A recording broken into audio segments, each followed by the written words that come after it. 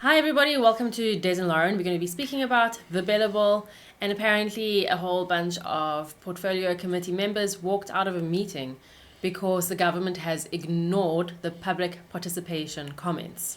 And if you actually look at the percentage of people that they claim took part in the public participation, it shows a slight majority of people that are for the bill, 46%, 42% against it, and then other people with reservations, etc. So in this country, in this kind of democracy, 51% is an overwhelming majority, and thank you very much, the 49% can go to hell. That's pretty much how democracy works in this current form, and I don't believe in the majority rule kind of democracy. And the BELA Bill, if you don't know, it's a bill that's going to make the education system, basic education system, very different. It gives more power to provincial department heads to have a say over how schools are run. It also makes sure that kids start school as young as two grades before Making grade R compulsory. For starters, grade R will be made compulsory. It's not compulsory. Popular to contrary belief, grade R is not currently compulsory, and it makes it more difficult for homeschoolers to homeschool, and I think it's just the start. The BELA Bill is just the start to phasing out homeschooling and ensuring that children get state indoctrination from as young as possible to ensure the security of the established state as it currently stands. And that's why I'm against the BELA Bill, because I think that schools should be more flexible. But let's see what happened here. I know a lot of people that are subscribers personally were part of the commentary process. They actually went to the sittings. I did a video on how I'm not going because they're not going to listen to us, and this just proves it. Opposition parties have marched out of a parliamentary committee meeting to adopt a report on the Basic Education Laws Amendment Bill, or BELA Bill. They've objected to the adoption of the report on the bill, saying public submissions objecting to the legislation were not taken into consideration, calling the adoption a botched process. It's interesting because a lot of people were okay with some aspects of the BELA Bill and just disregarded others. And I think the country is actually very divided here. Yeah, and this could be very explosive because taking the parents' right away, which is a constitutional right, to educate their kids is literally being conflicted with here. So this could be challenged in the Concord for sure, where our constitution gives parents the right to educate their kids. The state hasn't got the primary right. What the state is saying in laws is that the children must get an education. What this will do now is get the state to know who is homeschooling the kids, oversee them, when they can't even oversee a basic school. Not even slightly. They can't even run the country. And now they want to tell homeschoolers that are making the effort to do that this is how you should run your kids' lives, this is how you should educate them. And you will see many online platforms absolutely loving the fact that they might be compliant and others might not be compliant, and they're going to make a lot more money and get a lot more customers. So you see business here just absolutely drooling that they can't wait for this to happen so that they can make more money out of homeschoolers. So this is another part that's interesting. The bill will see grade R being made compulsory and also regulate things like the sale of liquor on school property. And I know most parents that I've spoken to absolutely say, with the problems we have with domestic violence and alcohol in this country, how on earth can you send that message that it's okay to sell school property even if the kids aren't there? But anyway, that's not what I'm so worried about as much as the grade R being made compulsory, because I remember State of the Nation address probably 2020, 2019. Cyril Ramaphosa said that he wants to make pre-grade R compulsory, 2 years before school-going age compulsory. That means that you'd be going to school from about the age of 4 turning 5. Can you imagine the whole country's school-going children being in the hands of state education, which I would prefer to call indoctrination, from the age of 4? Can you imagine the impact that's going to have in a generation to come? Well, so many of these teachers are indoctrinated. I've spoken to teachers and said, how can you not put your kid in grade R? It is compulsory. They should be in grade R. The teachers, most of them have been indoctrinated already, especially the young lot They are completely mindless drones to the state machinery. And it obviously influences their income. And one of the statements that's being made is that it will help the teachers in grade R to have that full power over a longer period of time over your child's life. Stuff that idea. I will not allow that. I will fight it to the last bit. And you know, when I get upset about something, I've never failed at achieving what I set out to do. And system change will be one of those things. By hook or by crook, I don't care how it gets done. It will get done.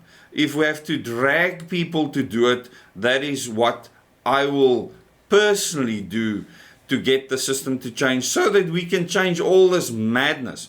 Because at the end of the day, if you don't want to educate your kids, that should be on your head. And maybe in the society you want to live in, education, imperial style is not necessary. I actually think that children should have fun in the early years. Yeah, absolutely. And this learn to survive. They're not learning to survive. They are learning how to be a worker in a system created by very meticulous people. And the people fighting for this are so brainwashed. When you have a conversation with them, you can't even get to a starting point. So it's pointless to engage them. So I just don't. So there's two parties here that object to the meeting, and the fact that they say that the report completely fails to consider submissions opposed to the bill. And the walkout, luckily, the meeting was forced to adjourn because it failed to reach a quorum due to the walkout. So there were two DA MPs that walked out, one ACDP MP that is in that specific committee meeting. And because of that, they didn't have quorum and they couldn't continue, and they say it's just delay tactics.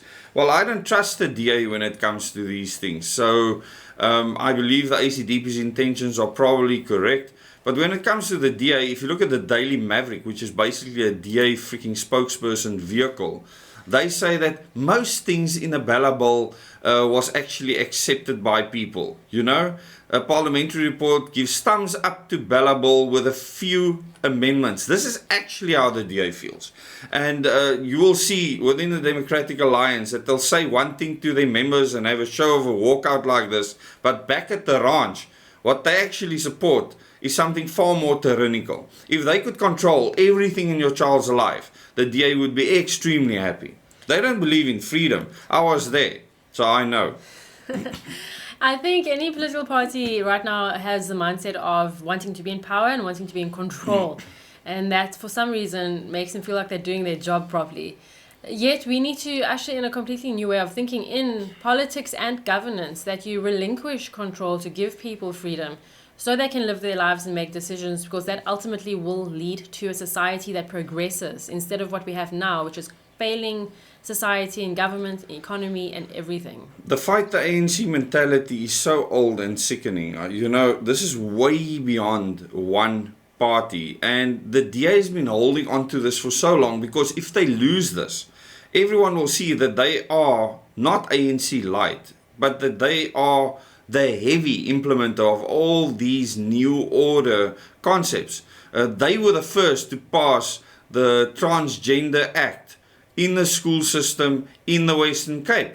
And when I actually held this before members of the DA's noses, those in public office, those that earn a salary from the state, they said, don't spread fake news, until I sent them the documents. And it was clear then that their masters behind the scenes were passing things, saying one thing to the public and doing something completely different behind the scenes. So don't fall for this nonsense. I don't trust any of the parties represented in Parliament right now. I will only trust them if they say that they stand for a system change where we don't have to sit with nonsense like this, having to fight something like the BELA Bill. And I know a lot of subscribers probably don't have children at school. You might have grown up children, or you might not have children at all. So you might think it doesn't apply to you, but unfortunately it does, because those children grow up. They become the voters. Future voters, doctors, lawyers, leaders of industry, decision makers, future politicians. So it matters a lot. The quality of an education will depend on the future that we have.